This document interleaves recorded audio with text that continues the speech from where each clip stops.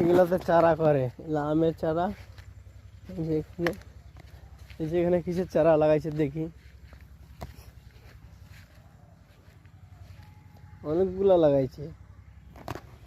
এইগুলা হচ্ছে কিসের চারা? বোরের চারা।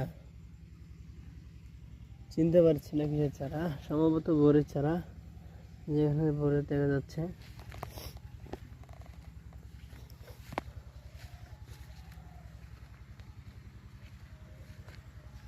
এইদিকে চামড়ার খুব উৎপাদন হয়। এই যে এগুলা হয়ে গেছে চারা।